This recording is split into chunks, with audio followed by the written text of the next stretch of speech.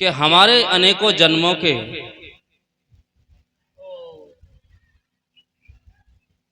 जो भाग्य उदय होता है, जो प्रारब्ध उदय होता है, हमें संतों के दर्शन और सत्संग मिलता है। सत्संग में हमें इसलिए नहीं आना चाहिए कि हमें किसी व्यक्ति विशेष द्वारा निमंत्रण दिया गया था। सत्संग निमंत्रण का मोहताज नहीं है। सत्संग किसी के बुलाने का मोहताज नहीं होता है। सत्संग तो हमारे जीवन का परिवर्तन केंद्र है। सत्संग तो हमारे जीवन को बदलने का एक स्थान है, जहां से हम अपने जीवन को बदल सकते हैं, अपने जीवन को परिवर्तन कर सकते हैं, अपने जीवन में जागरण कर सकते हैं। सत्संग तो हमारे जीवन को जगाने के लिए होता है। सत्संग तो हमारी मानंदियों को मिटाने के लिए होता है। हमें सत्संग इसलिए सुनना चाहिए क्योंकि सत्संग से हमें जीवन का आधार मिलता है। और ये सत्संग का सौभाग्य हर किसी के जीवन में हो ऐसा नहीं है। सत्संग सुनने का अवसर हर किसी के जीवन में आ जाए ऐसा भी नहीं है, क्योंकि सत्संग सुनने के लिए व्यक्ति के अंदर में श्रद्धा, भक्ति और समर्पण का भाव चाहिए। जिसके अंदर में श्रद्धा, भक्ति और समर्पण का भाव है, वो आदमी आकर के संतों के दर्शन और वाणी सुनकर के जीवन को धन्य करता है। सत्संग की महिमा अनेकों ग्रंथों में ऋषियों ने, संतों ने, महर्षियों ने, नीतिकारों ने अपने अपने ढंग से कहा है। लोग कहते हैं कि सत्संग हमारे जीवन के मूल आधार है। आज दुनिया में बहुत लोग हैं, दुनिया में लोगों की कमी नहीं है, लेकिन हर किसी के जीवन में सत्संग हो ये जरूरी नहीं है। आज इसी जगह, इसी पंडाल में यदि सत्संग की जगह यहां कोई नाट या नौटंकी या ऑर्केस्ट्रा का प्रोग्राम होता तो शायद ये प्लाट की जगह कब की भर चुकी होती, और कार्यक्रम कराने वाले को ये सोचना पड़ता, उसे कहीं अन्यतर, कहीं दूसरी जगह मेला ग्राउंड ढूंढना पड़ता, वहां जाकर के व्यवस्था करनी पड़ती। लोगों की इतनी भीड़ होती कि समाना मुश्किल है। थोड़ा सा बस लोगों के कानों में भनक पड़ जाती, अमुक जगह ऑर्केस्ट्रा आया हुआ है, अमुक डांसर आया हुआ है, कोई अभिनेता आया हुआ है, या फिर कोई नौटंकी या नाट दिखाने वाला या कोई तमाशा दिखाने वाला व्यक्ति आया हुआ है,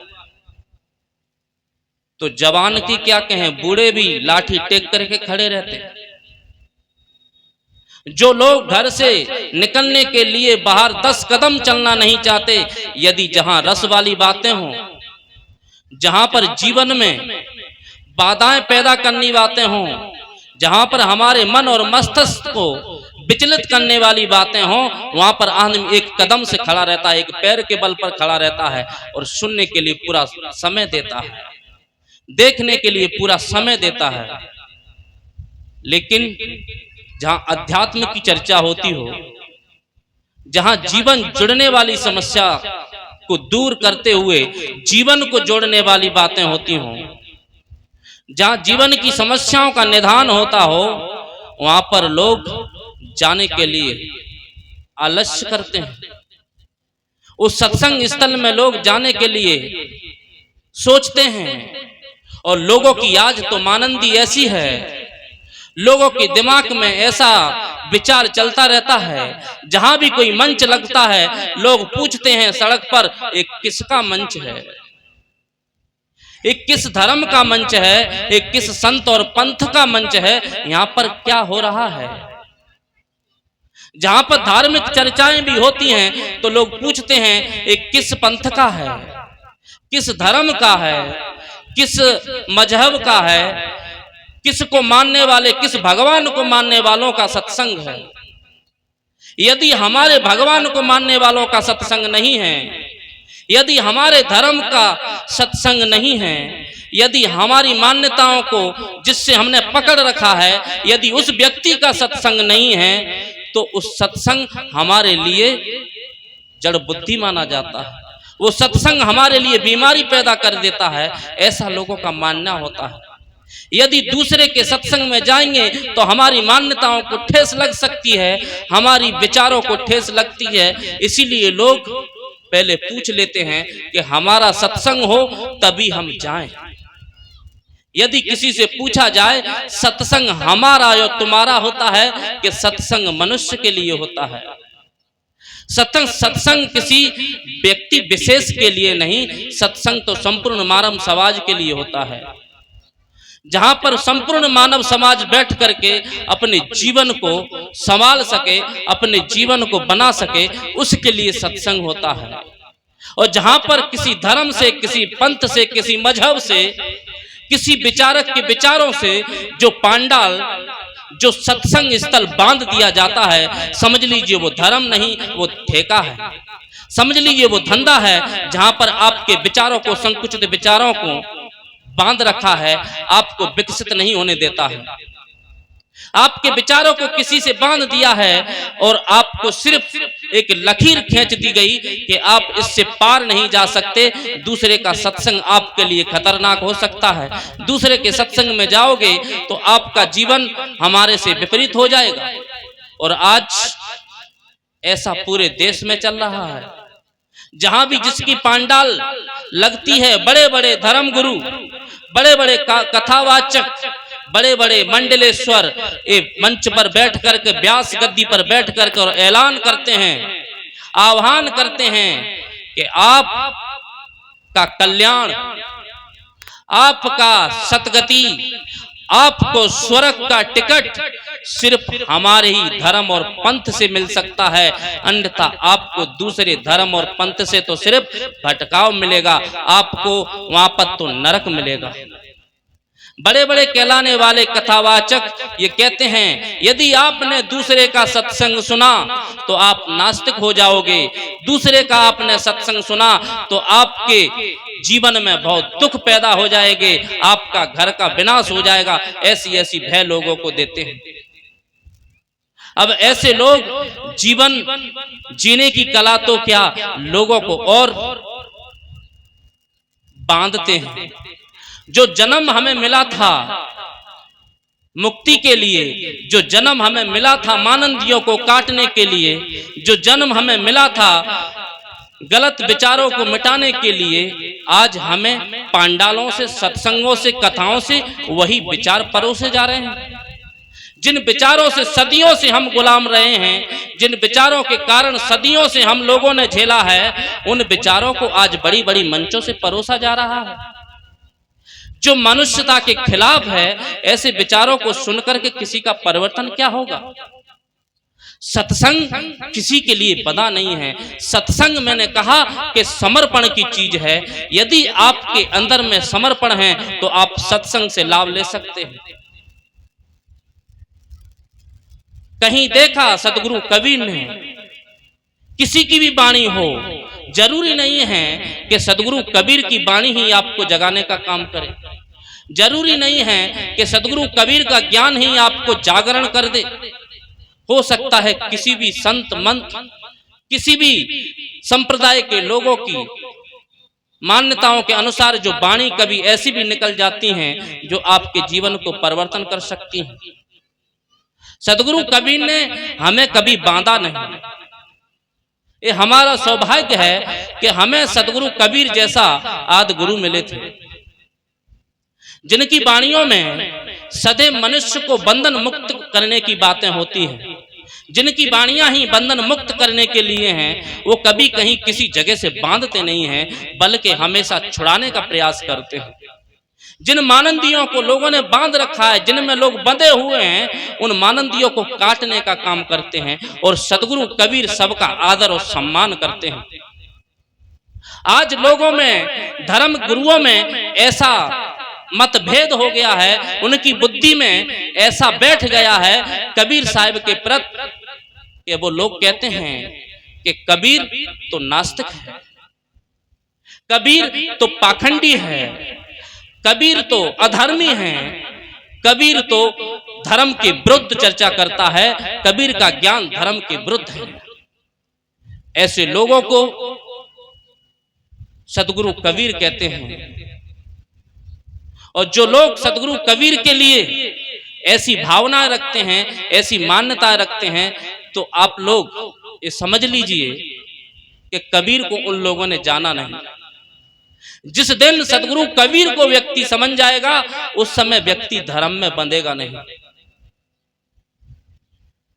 जिस दिन सदगुरु कबीर को लोग समझ जाएंगे, उस दिन लोग मान्यताओं में बंधेंगे नहीं। जिस दिन सदगुरु कबीर को लोग समझ जाएंगे, उस दिन लोग पाखंड छोड़ देंगे, अंधविश्वास छोड़ देंगे। जो लोग सदगुरु कबीर को नास्तिक कहते हैं, जो लोग सदगुरु कबीर को अधर्मी कहते हैं, लेकिन इस भारतवर्ष में ही नहीं, पूरी दुनिया में इसलिए नहीं कहा जाता है सदगुरु कबीर को संत सम्राट कि वो अधर्मी है। उन्हीं के संतों ने जिन मान्यताओं को मानते हैं, उन्हीं के अनुयायियों ने सदगुरु कबीर को संत सम्राट की पदवी दी। उन्हीं धर्म ग्रंथों ने सदगुरु कबीर को संत सम्राट कहा गया। और आज उनको मानने वाले लोग सदगुरु कबीर को नास्तिक कहते हैं। आज उसको मानने वाले लोग सदगुरु कबीर को अधर्मी कहते हैं। लोग कहते हैं कि सदगुरु तो राम के विरोधी हैं, सदगुरु कबीर तो कृष्ण के विरोधी हैं, सदगुरु कबीर तो धर्मों के विरोधी हैं। ऐसे लोगों को बता देना चाहते हैं कि सदगुरु कबीर जैसा धार्मिक व्यक्ति यदि हर व्यक्ति हो जाए तो उसकी काया पलट जाएगी। सदगुरु कबीर जैसा धार्मिक व्यक्ति ढूंढना मुश्किल है आज के जमाने में। सदगुरु कबीर से बड़ा धार्मिक कौन हो सकता है? सदगुरु कबीर से बड़ा आस्तिक कौन हो सकता है? सदगुरु कबीर से बड़ा सभी संप्रदायों का, सभी धर्मों को मानने वाला व्यक्ति कौन हो सकता है? सदगुरु कबीर कहते हैं, दादा भाई बाप के लेखों चरण न होइयो बंदा, अब की पुरिया जो निर्वारे सो जन सदा आनंदा। सदगुरु कबीर अध्यात्म की जब बात करते हैं और लोगों के प्रति अपना भाव प्रकट करते हैं, वो लोगों के लिए कितना हित चिंतक हैं, लोगों के लिए कितना हित उनके अंदर में है, लोगों के लिए कितनी सोचते हैं। आज छोटा सा ज्ञान, थोड़ी सी 10 ग्रंथ पढ़ लिए, 10 बातें हमने सीख लिए, हम अपने आप को हमेशा सबसे श्रेष्ठ माने रहते हैं। थोड़ी सी हम बातें करना सीख गए, लगता है हमें संपूर्ण हो गए। लेकिन जो सदगुरु कबीर जैसा व्यक्ति कहता है कि दादा भाई बाप के लेखों चरण न होइयो बंदा, अब की पुरिया जो निर्वारे सो जन सदा आनंदा। सदगुरु कबीर कहते हैं कि मैं आपको ये मानव समाज के लिए, सदगुरु कबीर के अंदर में कितनी करुणा भरी हुई है, ये मानव समाज के अंदर में लिए सदगुरु कबीर के दिल में कितनी जगह है, वो कितने सबके लिए भावुक हो जाते हैं, कितनी उनके अंदर में करुणा है। वो कहते हैं कि ये मनुष्य अपने विचारों से दुखी है। सदगुरु कबीर मानव मात्र के लिए करुणा बरसाते हैं। उनके अंदर में हमेशा हर व्यक्ति के लिए हित चिंतन है। वो कहते हैं कि जैसे मैं सुखी हूं, मैं अपने आप को आनंद से मानता हूं और मैं आनंद का अनुभव करता हूं, ऐसे जगत का हर प्राणी आनंदित हो। हर प्राणी के अंदर में वो सद्भावनाएं हों, हर व्यक्ति के अंदर में वो उज्जवल भविष्य हो जो मेरे अंदर में है। जो मान्यताओं से हम बंधे हैं, जो पुरिया हमने बांध रखी है कर्मों की, वो सारी की सारी पुरिया खुल जाए उस सारे बंधनों से हम मुक्त हो जाएं, इसके लिए सदगुरु कबीर कहते हैं कि यदि आप ऐसा कर लेते हैं, आप अपने बंधनों को काट लेते हैं, तो तुम्हें मैं दादा बनाने के लिए तैयार हूं, तुमको मैं बाप बनाने के लिए तैयार हूं, मैं तुम्हें भाई बनाने के लिए तैयार हूं, मैं तुम्हारा बेटा बनने के लिए तैयार हूं, यदि आप अपना कल्याण कर लेते हैं तो। यदि आप अपने बंधनों को काट लेते हैं तो मैं तुम्हारे लिए चरणों में बंधन करता हूं। सोचिए, जो इतना उच्च कोटि का महापुरुष हो और जो आदमी अपने कल्याण की सोचता हो, जो आदमी अपने कल्याण के लिए इच्छा रखता हो, ऐसे लोगों के लिए सदगुरु कबीर कहते हैं मैं शीश झुकाता हूं, ऐसे लोगों का मैं बंधन करूंगा, आरती करूंगा, ऐसे लोगों की जो इस जन्म में आकर के अपने आप को स्वतंत्र करके ले जाए, इस बाजी को जीत करके चले जाए, ऐसे लोगों के लिए मैं हमेशा आदर के भाव से देखूंगा। सदगुरु कबीर की करुणा तो देखिए। और लोग कहते हैं सदगुरु कबीर नास्तिक हैं, जो मानव मात्र के लिए इतना भाव रखते हो, सबके लिए विनय भाव रखते हो, लोग कहते हैं वो आदमी धर्म के विरुद्ध बोलता है। सदगुरु कबीर की नीति किसी धर्म के विरुद्ध नहीं है। सदगुरु कबीर किसी धर्म का विरोध नहीं करते हैं। सदगुरु कबीर लोगों की मान्यताओं का विरोध करते हैं।